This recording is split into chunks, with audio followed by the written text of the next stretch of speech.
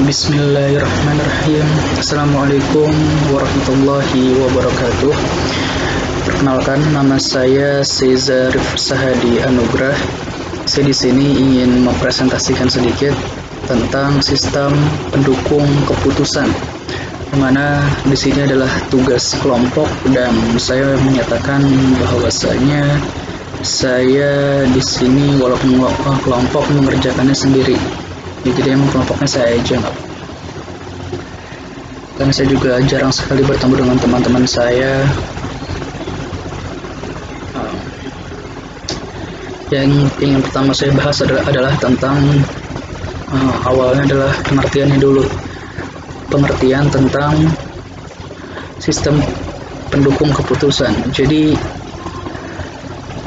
pengertiannya adalah dari sistem pendukung keputusan adalah bagian dari sistem informasi berbasis komputer, termasuk sistem manajemen pengetahuan berbasis pengetahuan yang digunakan untuk mendukung pengambilan keputusan dalam suatu organisasi atau perusahaan. Jadi sistem pendukung keputusan itu adalah sebuah sistem yang mengacu pada pengetahuan yang mana sistem itu dapat membantu atau mendukung untuk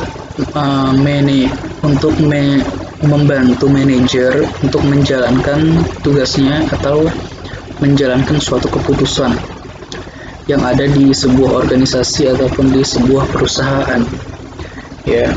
Jadi di sini juga ada menurut ahli, yaitu dari Ephraim Turban,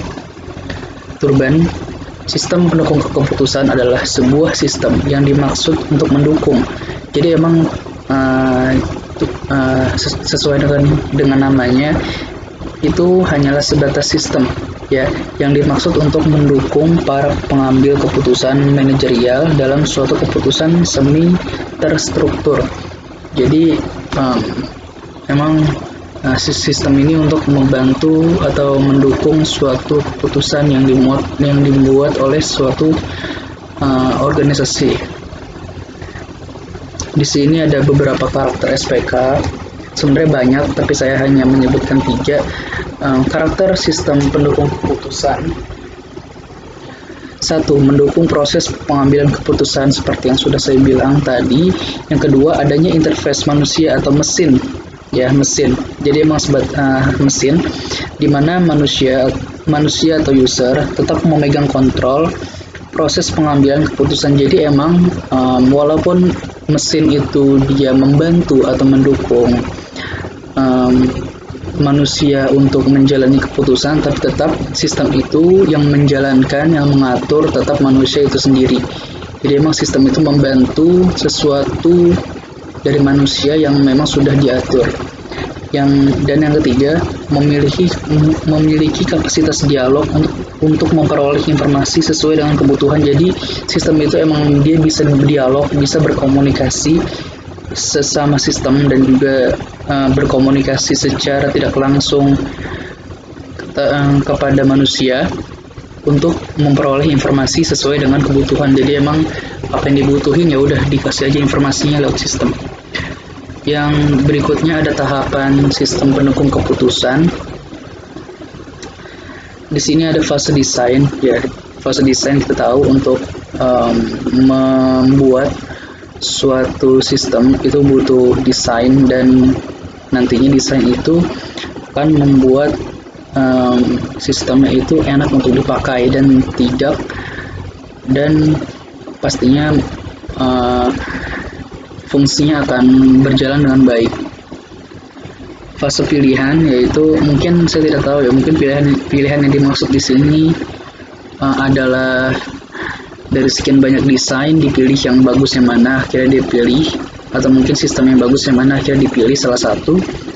Dan fase implementasi itu fase jadi emang implementasi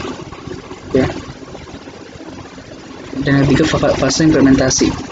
Lalu ada komponen sistem pendukung keputusan. Di sini ada data manajemen, yaitu data dari manajernya atau data manajemen.